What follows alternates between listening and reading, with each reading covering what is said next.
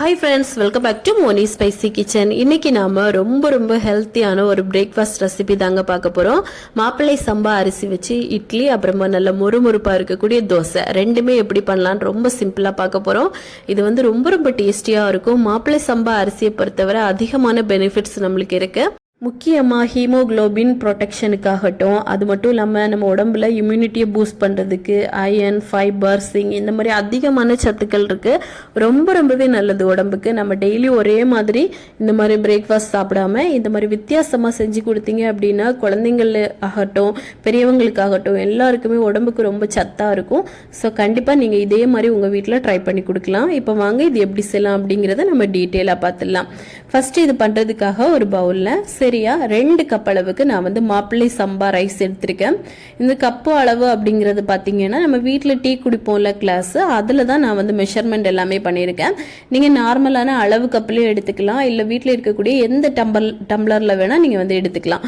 2 cup அளவுக்கு நம்ம வந்து மாப்பிள்ளை சம்பா ரைஸ் சேர்க்கணும். சேர்த்துட்டு இது கூடவே நான் வந்து ரேஷன் புழுங்கல் அரிசி எடுத்திருக்கேன். அது வந்து 1 கப்பு நம்ம சேர்க்கணும். இந்த புழுங்கல் அரிசியை பொறுத்தவரை குண்டரிசியாக தான் இருக்கணும். சின்ன அரிசி அப்படிங்கிற பட்சத்தில் நம்மளுக்கு அந்த அளவுக்கு பர்ஃபெக்டா வராது. குண்டரிசியா இருந்தா எடுத்துக்கோங்க, இல்ல அப்படின்னா இட்லி அரிசி கூட நீங்க போட்டுக்கலாம். இது கூட 3/4 கப் அளவுக்கு உளுந்து, 1 டீஸ்பூன் அளவுக்கு வெந்தயம் சேர்க்கணும். சேர்த்துட்டு இப்போ இது எல்லாத்தையுமே கொஞ்சமா தண்ணி விட்டு நல்லா வந்து அலசி எடுத்துக்கோங்க. ஒரு 4ல இருந்து 5 தண்ணி போல நம்ம நல்லா வந்து கழுவி எடுத்துக்கணும். இப்போ கை வச்சு நல்லா இந்த மாதிரி அழுத்தம் கொடுத்து பிசைஞ்சு கழுவினீங்க அப்படின்னா இதுல எந்த ஒரு தூசியும் அழுக்கும் நம்மளுக்கு வந்து இருக்காது. இப்போ இதை நல்லா கழுவி வாஷ் பண்ணி வடிச்சு எடுத்துட்டு வந்துருங்க.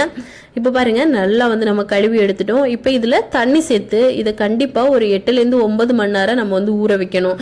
மாப்பிள்ளை சம்பா ரைஸை பொறுத்தவரை இது ஊறுறதுக்கு ரொம்ப டைம் எடுக்கும். இது நல்ல கெட்டியான அரிசி, ஊறுறதுக்கு டைம் எடுக்கும். அதனால 9 மணி நேரமாக தான் ஆகும். நீங்கள் கண்டிப்பாக ஊற விட்டுருங்க. ஒரு நாள் நைட்டு மொத்தம் நீங்கள் ஊற விட்டுட்டீங்க அப்படின்னாலும் பர்ஃபெக்டாக ஊறி கிடைக்கும். நான் வந்து இதை வந்து ஃப்ரிட்ஜில் ஒரு நாள் நைட்டு மொத்தம் வச்சுருந்தேன். மறுநாள் காலையில் தான் நான் வந்து எடுத்து அரைக்க போகிறேன். நம்ம இந்த மாதிரி ஃப்ரிட்ஜில் எடுத்து வச்சு அரைக்கும் போது மிக்சி ஜாரும் ரொம்ப வந்து ஹீட் ஆகி எந்த ஒரு ப்ராப்ளமும் வராது. அதனால நீங்கள் ஃப்ரிட்ஜிலே வச்சு எடுத்துக்கோங்க. அதே பட்சத்தில் நீங்கள் வந்து கிரைண்டரில் வச்சு அரைக்கிறீங்க அப்படின்னா உங்களுக்கு ரொம்ப பர்ஃபெக்டாக அரைஞ்சி கிடைக்கும். நம்ம வந்து இதை மிக்சி ஜாரில் போட்டு தான் அரைக்க போகிறோம். பகுதியாக போட்டு கொஞ்சமாக தண்ணியும் விட்டு நல்லா அரைச்சி எடுங்க. ரொம்ப அரைக்க வேண்டாம், ரவை பருவம் வாரது வரைக்கும் நம்ம வந்து அரைச்சி எடுக்கணும்.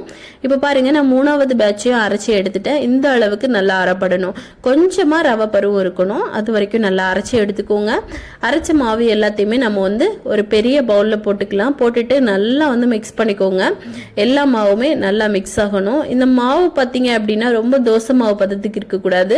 நார்மலாக நம்ம இட்லிக்கெல்லாம் மாவு எப்படி அரைப்போமோ அதே பக்குவத்துக்கு அரைச்சி எடுத்துக்கோங்க.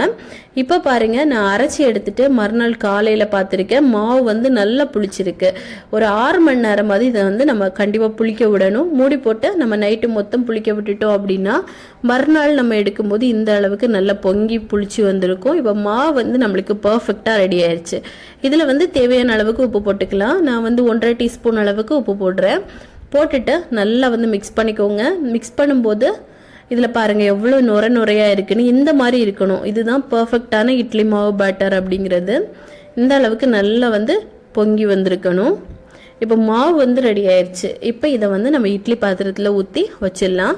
இட்லி பாத்திரத்தில் கொஞ்சமாக எண்ணெய் மட்டும் நான் அப்ளை பண்ணியிருக்கேன். நீங்கள் வந்து நார்மலாக எப்படி வேக வைப்பீங்களோ அந்த மாதிரி வேக வச்சுக்கலாம். நம்ம இந்த மாதிரி எண்ணெய் சேர்த்து வேக வச்சோம் அப்படின்னா எடுக்கிறதுக்கு ரொம்ப ஈஸியாக இருக்கும். துணியெல்லாம் போடணும்னு அவசியம் இல்லை.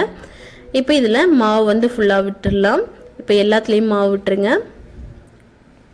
விட்டுட்டு இட்லி பாத்திரத்தில் தண்ணியை வந்து கொதிக்க விடணும். நல்லா கொதிச்சதுக்கு அப்புறமா தான் நம்ம வந்து தட்டை உள்ள வைக்கணும். அதுதான் ரொம்ப முக்கியம். அப்போ தான் இட்லி வந்து நல்லா சாஃப்டாக பூ மாதிரி வந்து கிடைக்கும்.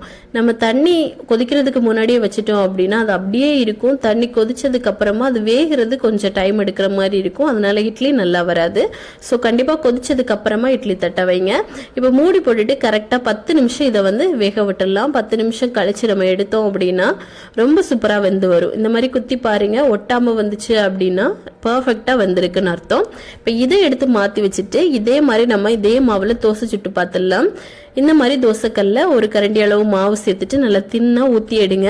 கொஞ்சமாக எண்ணெய் சேர்த்துக்கோங்க. சேர்த்துட்டு கொஞ்சம் நேரம் அடிப்பக்கம் வந்ததுக்கு அப்புறமா நம்ம இதை வந்து திருப்பி போட்டுக்கலாம். நல்ல முறுமுறுப்பாக சூப்பராக இருக்கும் இந்த தோசையை பொறுத்தவரை.